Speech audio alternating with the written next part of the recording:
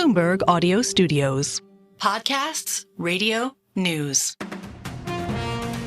This is the Bloomberg Daybreak podcast, available every morning on Apple, Spotify or wherever you listen. It's Tuesday, the 3rd of September in London. I'm Caroline Hepker. And I'm Stephen Carroll. Coming up today, the UK halts the sale of some arms to Israel over the risk of breaking international law. Cathay Pacific cancels flights after finding a faulty engine part on an Airbus A350. Plus, reshaping the world of work. A new study finds that London workers are in the office for just half of the week. Let's start with a roundup of our top stories. The UK will suspend some licences for arms exports to Israel after concluding the use of British components in Gaza risks violating international humanitarian law. The decision is a break from allies and covers components used in F-16 fighter aircraft, helicopters, drones and naval systems, as well as items that facilitate ground targeting. Britain's Foreign Secretary David Lammy says it's not a decision that has been taken lightly. Israel's actions in Gaza continue to lead to immense loss of civilian life. Israel could reasonably do more to ensure life-saving food and medical supplies reach civilians in Gaza. David Lammy says the suspension does not amount to an arms embargo and won't have a material impact on Israel's security. The move was criticised by senior Israeli politicians and comes as Prime Minister Benjamin Netanyahu faces growing pressure from those in his own country to secure a deal to release hostages currently being held by Hamas in Gaza. European officials say that they expect Iran to deliver ballistic missiles to Russia imminently, while Tehran has supplied hundreds of drones to Moscow during its 2.5-year war in Ukraine. Sources tell Bloomberg that this would be a worrying development in the conflict. Ballistic missiles typically fly much faster than cruise missiles or drones and can carry larger payloads.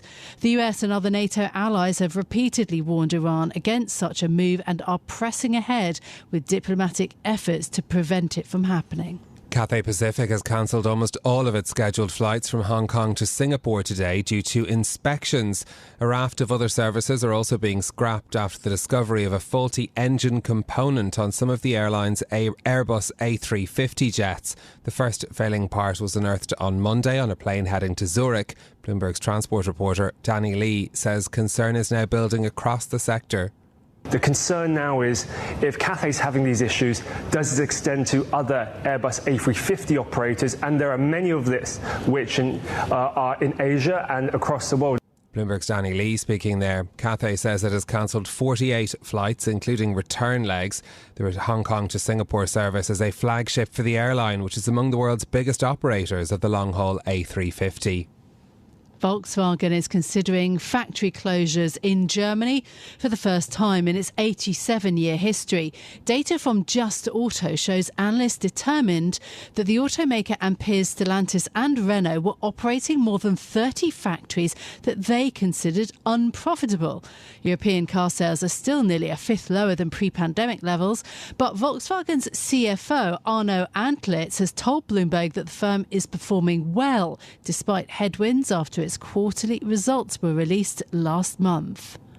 If you take out some restructuring effects and some one-offs, we achieved a 7.6% margin, which is slightly above our expectations for the quarter in a difficult environment. And this was only possible based on our great brands, on great products, and obviously a strong team effort. Volkswagen's Arno Antlitz speaking there. The German auto giant showed that it was shifting into downsizing in July when its Audi brand announced plans to cut 90% of the 3,000 workers at a plant in Brussels. Now, CEO Oliver Blume is working to reverse a loss of market share in China, Volkswagen's biggest market. Hewlett Packard says it will pursue its $4 billion damages claim in London against the estate of the recently deceased British tech tycoon Mike Lynch. As Chris Pitt reports, the decision to move forward puts the company on a reputational tightrope. Mike Lynch and his 18-year-old daughter were killed after a storm struck their yacht last month. His wife, who was also on board, managed to escape. Now, just over a week after the tragedy, Hewlett Packard says it plans to continue to seek damages from the civil court case in the UK that found that Lynch had fraudulently boosted the value of his company, Autonomy, before the US company purchased it. In the event of death, a UK civil claim automatically passes to the estate of the defendant. But the prospect of pursuing the money from Lynch's family is likely to be deeply unpopular with many. In London, Chris Pitt, Bloomberg Radio. Rightmove is working with UBS and Morgan Stanley to respond to an unsolicited takeover interest from REA Group. Sources say the UK's biggest property portal is speaking to the banks about its next steps. The discussions come after Australia's REA, part of Rupert Murdoch's empire, said that it's considering a possible cash and stock offer for the firm. Shares in Rightmove soared 27% on Monday in London, the biggest daily gain on record. Now, in a moment, we will discuss mounting Israeli anger over Hamas hostages and, in London, a warning about the city's productivity, given how reluctant workers are to spend days in the office. New research out today. But first, this story also caught my eye. Have you noticed your favourite items from the supermarket being downsized? Yes, I mean, I think it's almost impossible to be honest, because it does seem like everything's gotten smaller. But yes. I think there's a slight upside to this. We're talking about a survey from Barclays showing that 8 in 10 shoppers say they've been affected by shrinkflation. This suits me, though, when it comes to things like sweets, because I would rather that the bag of sweets is smaller so I will eat fewer of them, although I obviously resent paying more. It's better for your waistline. Well, the issue about shrinkflation is, yes, it is happening, but it's the fact that it's happening more than once, and it does particularly affect snacks like chocolate and biscuits. But suppliers apparently are reducing the quantity in the bags multiple times, and shoppers have noticed. So this also was something that the Barclays survey picked up. Anyway, nice bit of consumer news this morning. Let's bring you more now on our top story. And the Foreign Secretary David Lammy has announced the UK government is suspending some arms export licences for exports to Israel. It comes as thousands of Israelis demonstrated on Monday in a bid to force Prime Minister Benjamin Netanyahu's government to agree to a ceasefire with Hamas and secure the release of hostages in Gaza. Joining us now for more is our Bloomberg Horizons Middle East and Africa anchor, Jemana Bersetchi. Jemana, good morning. What impact, first of all, does this announcement from the UK have? The Foreign Secretary says it's not an arms embargo. Yeah, that's exactly it. So there are two things to note here. The first thing is that this is not an arms embargo. What the UK have announced is they're looking to hold some arms licenses to Israel. And the justification for that is because of concern about a potential breach of humanitarian law. But again, they have added that the UK government, as of now, could not arbitrate on whether Israel has already breached international humanitarian law. But all of this would be in anticipation of potentially some of these arms breaching that law. The second point to note is that the UK only provides around 1% of Israel's weapons in totality. You're not talking about a huge amount of weapons or dependence from Israel on UK's weapon supply versus, say, the US, where you're talking about 70%. So again, not significant in terms of actual impact, but the political messaging is important here, because essentially we are seeing some voices from the international community say that they want to start applying a bit of pressure on the Netanyahu government with the actions that are being taken in Gaza, with the view, of course, to eventually get to this ceasefire deal, which has been widely talked about the last couple of weeks, and we can talk about that. But ultimately, this seems to be a political messaging from the UK government as opposed to one that's going to have a impact. Yeah, so a shift in the messaging from the UK. I mean, you mentioned pressure. There is pressure given protests by Israelis, US pressure. Are we reaching potentially a turning point in what has been an 11-month conflict? I would say internally, we've never seen as much political pressure on Netanyahu as we saw over the last couple of days. Remember, Sunday, after those 6 hostages were found killed in the Gaza tunnel, people took to the streets extremely angry, expressing a lot of frustration against the Prime Minister and his cabinet, saying that they need to really focus now on securing the release of the estimated to be more than 100 hostages still sitting with Hamas before it's too late. And then yesterday we saw another big strike put together by the labor unions.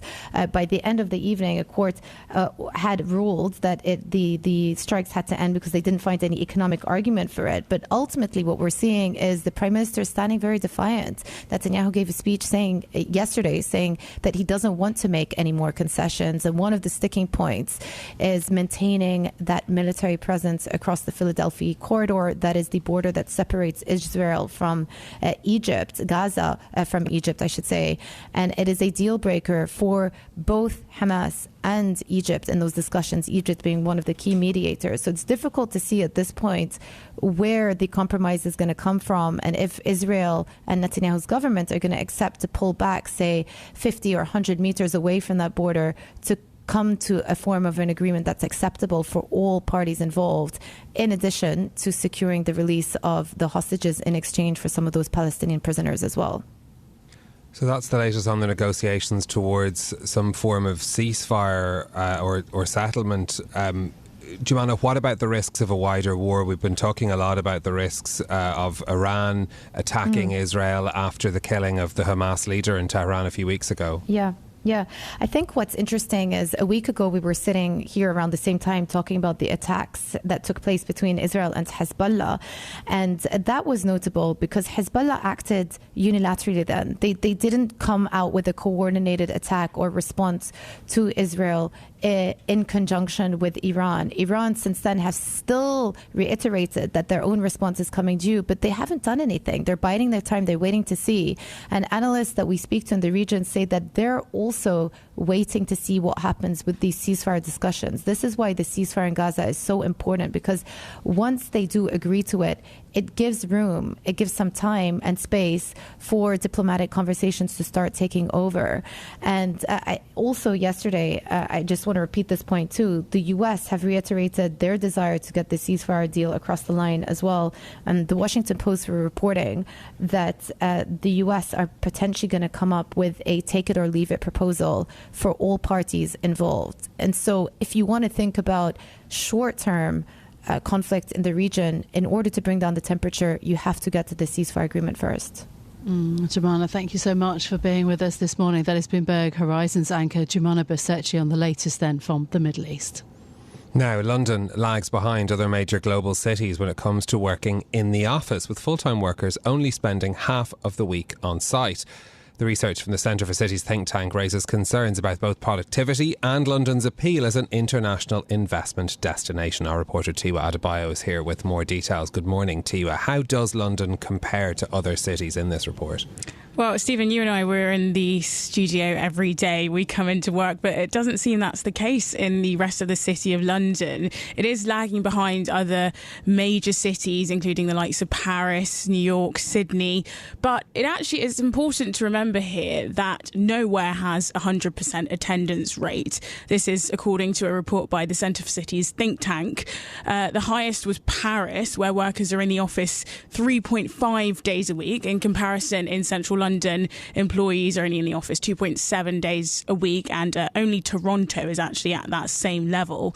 But across the board, since the COVID pandemic in 2020, nowhere has really seen that return to pre-lockdown levels of office time. There is concern, though, from the authors of this report about what they're calling a sluggish return to the office in London, and they think it could have some implications in terms of the city's ability to keep up with global competitors on benchmarks like productivity. And they do see London, actually, compared to other cities, being on a trajectory which will see it fall further behind as time goes on. So then why is London lagging behind? I mean, in terms of bringing people back to the office? Well, this might be where the comparison to other cities is having an impact as well, actually. Expense seems to be a big factor for workers. Actually, over 40% of those surveyed are saying that reduced travel costs are a big perk of working from home. And that's compared to 34% of people across all cities. So the expense of travelling to work is something that's worrying Londoners more than workers elsewhere. And actually, if you look at the data that's consistent, there was a survey last year that actually ranked the UK as the country with the most expensive public transport in the world.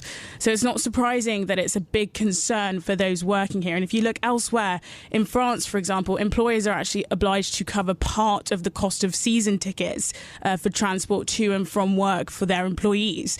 And actually, looking at the survey, Paris is top of the survey in terms of employees working the most days from the office.